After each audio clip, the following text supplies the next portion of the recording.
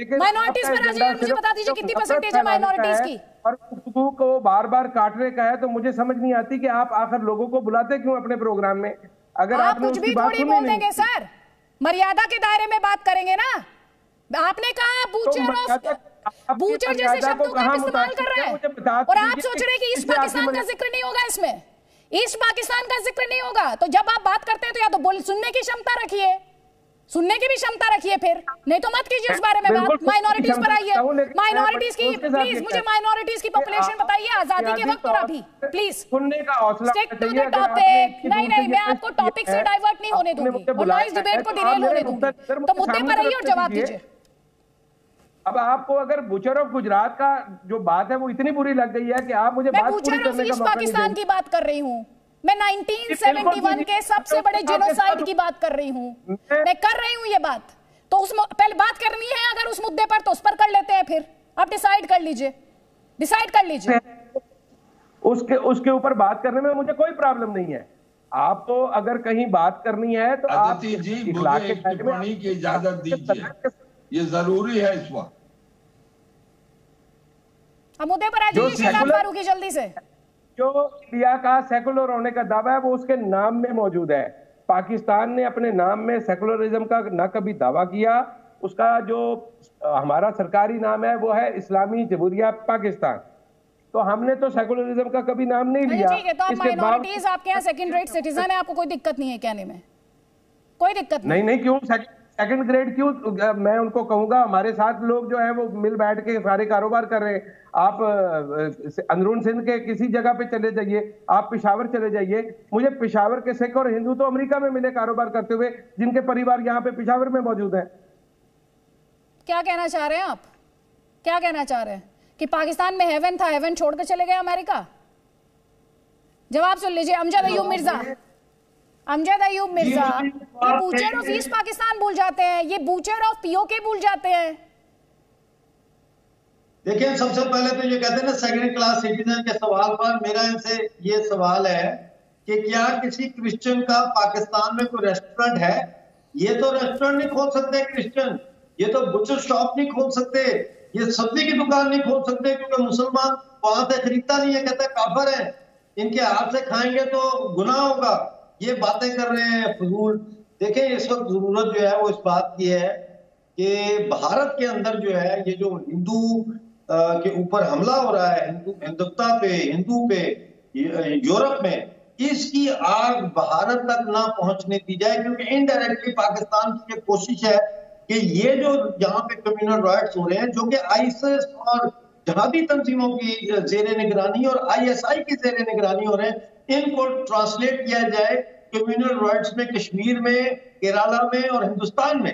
तो हमें ये इसका ध्यान रखना चाहिए। दूसरी बात ये है कि मुझे ये बताएं कि पाकिस्तान के अंदर जो पीओजेके के लोग हैं वो तो क्रिश्चियन नहीं है, वो तो हिंदू नहीं है, उनको क्यों ह्यूमन राइट्स उनको नहीं है, पॉलिटिकल राइट्स नहीं है, इकोनॉमिक राइट्स नहीं है, इलेक्शन में हिस्सा लेने का उनको राइट नहीं है? इसका जवाब देना। छोड़े आप माइनॉरिटीज को, आप मुसलमानों की बात करें।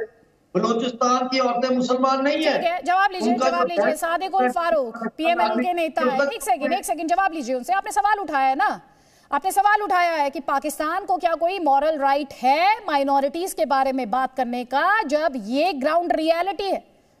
फारूक साहब जी, ये सवाल आप मुझसे पूछ रहे हैं? जी आप ही से पूछा है मैंने सवाल। जी, बिस्मिल्लाहिर्रहमानिर्रहीम। आपको मालूम होगा कि मैं एवेक्यू ट्रस्ट प्रॉपर्टी बोर्ड का चेयरमैन रहा हूं 3.5 साल, और उसमें मैंने हिंदुओं के जो मुकद्दस मकामात हैं, स्थान हैं, बड़े बड़े, ये श्री कटास राज और उसके अलावा सखर में, दरिया के किनारे, फिर बलूचिस्तान में, फिर बेशुमार जगह। और तो हिंदू बिरादरी जो है वो मुझसे इतनी खुश थी, बल्कि जो इंडिया से आते थे हमारे यात्री, उन्होंने तो वापस जाकर प्रेस कॉन्फ्रेंसें की कि पाकिस्तान में हमारा बहुत ख्याल रखा जा रहा है। कितनी माइनॉरिटीज है सर आपके यहाँ? कितनी परसेंटेज है माइनॉरिटीज की? हमारे पास माइनॉरिटीज जो हैं, हिंदू बरादरी जो है वो तकरीबन 50-1 लाख है। ज्यादातर सिंध में है और कुछ हमारे बहावलपुर, बहावलनगर, रहीम यार खान में है। हाँ, और आजादी तो की बात 50 लाख, 5 मिलियन परसेंटेज वाइज आजादी में की बात कितनी थी, कराची शहर में कितनी थी, उसके बाद अब कितनी है? जो ह्यूमन राइट्स कमीशन है वो क्या कहते हैं, यूएन की रिपोर्ट क्या कहती है लड़कियों के गायब हो जाने को लेकर, बच्चों के गायब हो जाने को लेकर, धर्मांतरण को लेकर? क्रिश्चियन हैं, हमारे पास सिख हैं, तो ये मिला के कोई मेरा ख्याल है 1.5 करोड़ यानी 15 मिलियन बनते हैं। और सिखों के भी मसलन नवाज शरीफ साहब के दौर में मैंने उनके जितने गुरुद्वारे, बहुत से बंद थे, वो सारे खोले। यानी वो तमाम गुरुद्वारे जहां अपनी जिंदगी में इनके बड़े गुरु गए थे वो हमने सब खोले।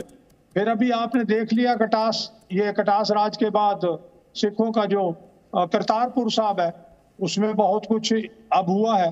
आपने कितनी माइनॉरिटीज बताई? ना 15 करोड़। ना 1 सेकेंड सर, हमारे 1 सेकेंड, आपने कितनी माइनॉरिटीज बताई? 15 करोड़ इंडिया में? सर इंडिया की माइनॉरिटीज की बात मत कीजिए, मैं आपकी माइनॉरिटीज का नंबर पूछ रही हूँ। मैंने आपको बताया कि हमारे पास माइनॉरिटीज को 1.5 करोड़ है, 15 मिलियन। ये माइनॉरिटीज का जो नंबर था 1947 में कराची में, और उसके बाद जो अब नंबर है उसको परसेंटेज में बताइए सर। आपके यहाँ माइनॉरिटीज के राइट्स कितने हैं? उन माइनॉरिटीज में से कितने आपके यहाँ जो हाईएस्ट कॉन्स्टिट्यूशनल पोस्ट है उसे होल्ड कर सकता है? फौज में है जी, फौज में कॉन्स्टिट्यूशनल पोस्ट, फौज के आगे भी है होते हैं इंस्टीट्यूशंस, डॉक्टर मौजूद हैं हमारे फौज के आगे भी इंस्टीट्यूशंस होते हैं। अमजद अय्यूब मिर्जा आपको जवाब देना चाह रहे हैं, जवाब ले लीजिए उनका। चलिए देखिए सदीकुल फारूक साहब को इस सवाल के लिए ये मौजू नहीं है, क्योंकि सदीकुल फारूक साहब एक एक्सेप्शन है। जब ये चेयरमैन थे वक्त के, तो ये इसमें कोई शक नहीं है कि इन्होंने क्रिश्चियंस के लिए, सिखों के लिए और हिंदुओं के लिए बहुत काम किया उस वक्त, इसमें कोई शक नहीं है। हम बात कर रहे हैं जनरली जो हिंदू और सिख पॉपुलेशन जो कम हुई है, जो उसकी परसिक्यूशन हो रही है, उसकी बात कर रहे हैं। उसके लिए मैं चाहूंगा कि सदीकुल फारूक साहब जो है वो हकायक को सामने रखें। मैं बहुत एहतराम करता हूं इनका, बड़ी इज्जत करता हूं, क्योंकि इन्होंने उस वक्त ये नहीं देखा कि कौन मुसलमान है और कौन हिंदू है। Again I would say he was an exception, और फिर इनको हटाया गया वहां से। ये भी इनको पूछे ना, ठीक है मिर्जा, मैं अपने दर्शकों को, हम यहाँ पर हम कह रहे हैं जी न्यूज़ की स्क्रीन को ध्यान से देखिए, माइनॉरिटीज का क्या स्टेटस है, हम वो लगातार अपने दर्शकों को दिखा रहे हैं बाकायदा आंकड़ों के माध्यम से। गेस्ट आकर क्या कह रहे हैं उससे आपको डिसीव होने की जरूरत नहीं है। हमारे साथ विवेक काटजू जी भी है। विवेक काटजू जी, हमने बीते दिनों में जो इंग्लैंड में देखा है, क्या उसे स्पॉन्सर्ड बाय पाकिस्तान ना कहा जाए? देखिए, जो भी पाकिस्तान इंग्लैंड में हमने देखा है और मुल्कों में देखा है, वो तो साफ एक साजिश चल रही है पाकिस्तान की, कि वो चाहते हैं कि इन मुल्कों में भी हिंदू मुसलमान दंगे हों। लेकिन उससे ज्यादा मैं एक बात पे बहुत ऑब्जेक्शन लेता हूं, जो एक हमारे पाकिस्तानी दोस्त बुचर ऑफ गुजरात कह रहे थे। वो किसके बारे में कहते थे? शिष्टाचार कभी भी डिबेट में नहीं भूलना चाहिए, और ये हमें काबिले बर्दाश्त बिल्कुल नहीं है कि हमारे प्रधानमंत्री जी के लिए कोई पाकिस्तानी ऐसे अल्फाज इस्तेमाल करे। हाँ, ये सच है कि बांग्लादेशी और पाकिस्तानी खुद अपनी फौज के जनरलों को कहते हैं butcher of Balochistan, butcher in East Pakistan, Tikka Khan, Pakistani कहते हैं। लेकिन कोई हमने कभी भी किसी भी पाकिस्तानी पॉलिटिशियन के लिए ऐसे अल्फाज नहीं इस्तेमाल किए।